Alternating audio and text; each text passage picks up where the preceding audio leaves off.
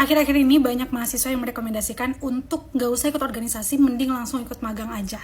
Tapi, personally, aku sangat-sangat menyarankan kalian untuk paling tidak ikut satu organisasi sama kuliah. Kenapa? Mari kita bahas di video ini. Pertama, sesimpel karena kalian butuh pengalaman organisasi di CV kalian.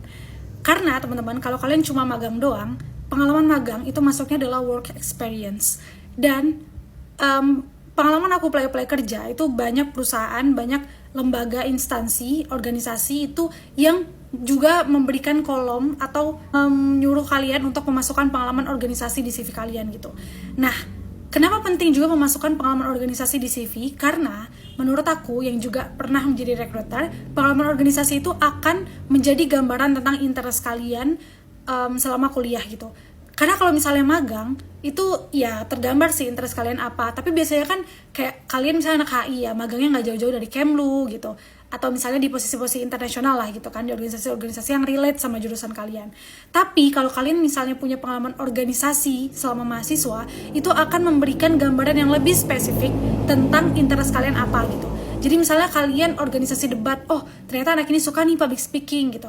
Atau misalnya kalian gabung ke organisasi tentang pendidikan gitu, misalnya organisasi sosial, oh anak ini emang suka dengan isu-isu sosial. Atau misalnya kalian gabung ke organisasi BEM gitu, atau korps mahasiswa gitu kan, kalau kalian mahasiswa berarti kalian suka nih sama aktivitas-aktivitas yang eksekutif gitu.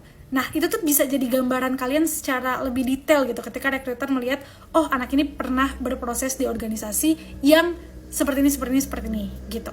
Itu yang pertama. Kedua, organisasi itu akan memfasilitasi kalian untuk bernetworking dengan mahasiswa dari jurusan lain dan mahasiswa dari jurusan kalian juga, terus sama alumni dari jurusan kalian dan dari kampus kalian, dan yang ketiga sama dosen. Kenapa 3 circle ini penting untuk bernetworking? Karena ini akan sangat terasa ketika kalian fresh graduate. Ketika kalian mencari kerja, kalian itu akan sangat terbantu dengan orang-orang yang punya relasi bekerja sama dengan kalian gitu.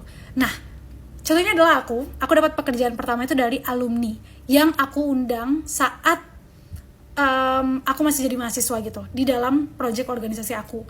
Nah, jadi menurut aku penting banget kan selama mahasiswa itu kita bernetworking, dan organisasi inilah yang membuat kita tuh punya hubungan yang dekat gitu. Karena menurut aku kalau misalnya kita magang, kita punya networking internal gitu ya, tentang perkampusan itu tuh dikit gitu. Kita mungkin akan punya networking profesional, tapi padahal nanti setelah kita lulus ya mungkin tidak semulus itu kan jalan kita. Kita mungkin juga masih butuh teman-teman yang suportif sama kita di saat masa-masa kita mencari kerja, atau kita juga butuh alumni untuk ngecek CV kita, untuk minta ngedirect, untuk minta bimbingan, minta mentoring gitu, mentoring untuk karir kita gitu. Atau bahkan kita butuh dosen untuk misalnya kita mau apply S2, kita butuh rekomendasi, atau kita mau daftar apa, kita butuh rekomendasi gitu kan. Nah, celah-celah untuk punya networking yang lebih intens dengan dosen, dengan teman mahasiswa, dengan alumni, itu adalah dengan berorganisasi, dengan baik di organisasinya gitu ya. So, networking dalam organisasi itu penting banget menurut aku. Yang ketiga, ada pengalaman di organisasi yang kemungkinan besar nggak kalian dapatkan saat kalian magang. Pengalaman apa? Pengalaman ketika kalian benar-benar memulai sesuatu dari awal sampai akhir. Ketika kalian berorganisasi itu kan kalian benar-benar terlibat dari awal ya. Dari mengkonsepkannya gitu, mengkonsepkan proyek kalian, terus juga melakukan perencanaan, terus juga mencari biayanya gitu. Terus habis itu kalian juga mengeksekusi, sampai akhirnya kalian dievaluasi gitu kan sama teman-teman kalian gitu. Jadi kayak proses yang kalian ikutin tuh benar-benar bertahap dan sustain gitu dalam satu kepengurusan. Nah, sedangkan berdasarkan pengalaman aku dan teman-teman yang pernah magang gitu ya, magang itu kan biasanya kita ada rentang waktu ya teman-teman, dari 1, 2, 3 sampai 6 bulan gitu kan biasanya. Nah, karena rentang waktu itu, jadi kita tuh kadang-kadang tuh masuk di tengah-tengah gitu. Jadi kita kayak ketika kita masuk magang, yaudah kita udah punya nih bagian yang kita perbantukan tuh apa, proyek apa. Kita nggak menyusunnya dari awal gitu, kita nggak terlibat dari awal. Apa sih landasan kenapa ada proyek ini gitu. Kita tuh sebagai anak magang ya udah ngikut aja gitu kan. Perusahaan ini punya apa, instansi ini punya apa, kita ngikut gitu. Dan ketika kita magang itu kita tuh kayak ya namanya anak magang gitu. Kita jarang terlibat dalam keputusan-keputusan penting, atau bahkan mungkin nggak dilibatkan gitu ya. Kita mungkin kalau misalnya ada rapat pimpinan gitu, kita ya sebagai notulen aja. Kita nggak mengambil keputusan, kita nggak bertanggung jawab atas keputusan itu. Tapi kalau di organisasi ini teman-teman, saat kalian menjadi kepengurusan organisasi, kalian tuh punya tanggung jawab yang besar gitu, dan benar-benar dari jadi pemimpin di dalam organisasi itu gitu kan. Kalian juga yang bertanggung jawab gitu. Jadi menurut aku pengalaman ketika punya power yang lebih besar, walaupun lingkupnya organisasi gitu ya, itu tuh akan berbeda ketika kalian jadi anak magang gitu. Pengalaman itu nggak akan kalian dapatkan ketika kalian jadi anak magang. Nah, itu sih menurut aku pentingnya organisasi. Jadi, walaupun kalian magang, menurut aku kalian tetap harus punya pengalaman organisasi at least 1.